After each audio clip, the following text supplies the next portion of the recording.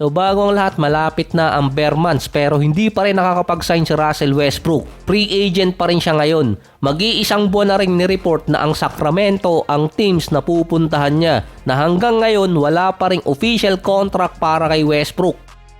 Ang reason kasi nun kaya hindi makapirma si Westbrook sa Sacramento, hindi makapag-clear ng roster spot para sa kanya. Kasi merong mga trades ang hindi matuloy sa Sacramento para ma-assign nila si Westbrook.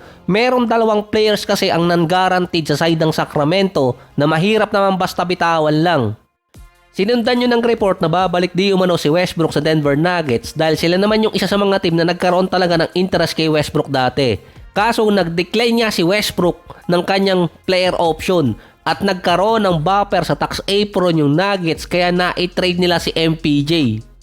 Dahil sa tagal ng pag-iintay ni Westbrook sa Sacramento, napuno din yung roster spot ng Denver. Meron na silang 15 players sa main, 3 sa two-way contract at 1 sa Exhibit 10. Sinutdown din ng OKC ang potential return ni Westbrook sa kanila kasi nga kumpleto na rin ang lineup ng Thunder at naka-move on na sila kay Russell Westbrook based sa GM nila kahit pa nananawagan yung mga fans ng OKC.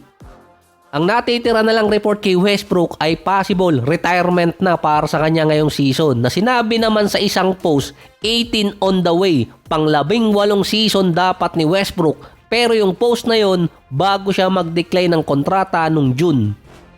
Ang nakikita na lang reason kung bakit possible mag-retire si Westbrook katulad lang din ng ginawa ni CP3. Tinanggihan yung mga teams na may interest sa kanya outside ng West or kaya California area. Ang reason din kaya dinecline ni Westbrook ang kanyang contract bukod sa magkakaroon ng salary cap or tax apron yung Nuggets ay para makabalik din siya sa California.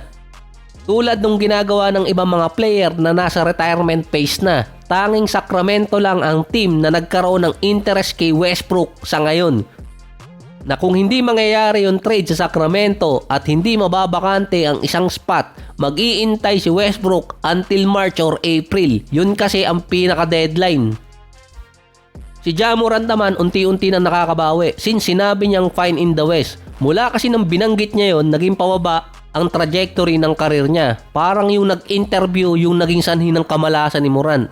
Na-dismiss na ang kaso kay Morant regarding dun sa 17 years old. Dahil ngayon, 20 years old na yung nakakalaban ni Morant. 3 taon na kasi nakakaraan nun. Ang sinabi din ng korte, self-defense yung ginawa ni Ja Morant. Yung pangalawa naman, nanalo si Morant sa isang kaso na ginamit ng isang restaurant yung name, images at likeliness niya. May kontra kasi si Morant sa isang resto na ipopromote niya sa Memphis. Kaso lang natigil yung bayad sa kanya, tinuloy pa rin ng resto yung paggamit sa name, images at likeliness niya. Doon siya nagpasa ng kaso. Parang 2 season na rin ang nakakaraan nun. Nanalo si Morant sa kaso at bidayaran siya ng $300,000 na merong pang interest. Natanggal na rin ang mga rumors sa kanyang iti-trade ng Memphis. Hindi rin kasi umubra yung mga ginawang rumors para sa kanya. Normal naman kasi sa NBA nagagawan talaga ng rumors yung isang player dahil nga merong market ang mga player nila. Last year, meron si Morant na 23 points, 4 rebounds, 7 assists, 1 steal, 45 and 30%.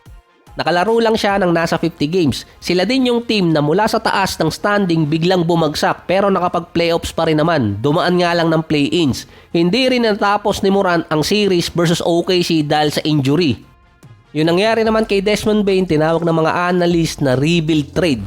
Yung ginawa ng Memphis, inalis nila para hindi naman mawala si Jaren Jackson Jr. na pinapirma agad ang kontrata kinabukasan. Yun nga lang na injured agad.